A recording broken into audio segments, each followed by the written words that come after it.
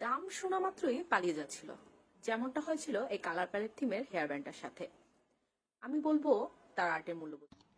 একটা কারণে আমাকে এই ভিডিওটা ডিলিট করে দিতে হয়েছিল এবং পুনরায় এই ভিডিওটা আমাকে আবার আপলোড করতে হচ্ছে।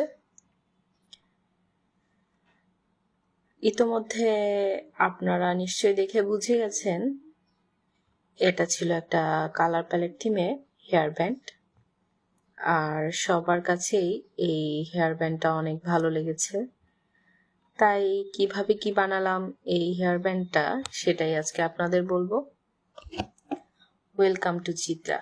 কে কোথা থেকে আজকের ভিডিওটা দেখছেন কমেন্ট করে জানাবেন।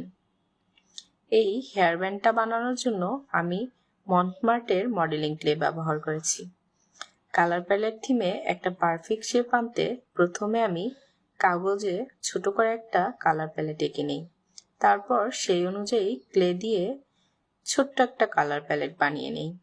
এরপর এটাকে ওভেনে বেক করে ঠান্ডা হতে দিই। অনেকেরই একটা কমন প্রশ্ন থাকে, আমি কি রং ব্যবহার করি?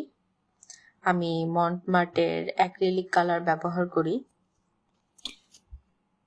যে হেয়ার ব্যান্ডটা দেখে আমি ইন্সপায়ার হয়েছি সেটা ছিল সাদা রঙের, কিন্তু আমি চাচ্ছিলাম একটু ভিন্ন কিছু করার, তাই নিজেই নিজের মতো করে ডিজাইন করেছি।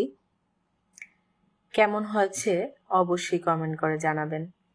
আর নতুন নতুন এ ধরনের DIY art and craft related video পেতে আমার সাথেই থাকুন। ধন্যবাদ।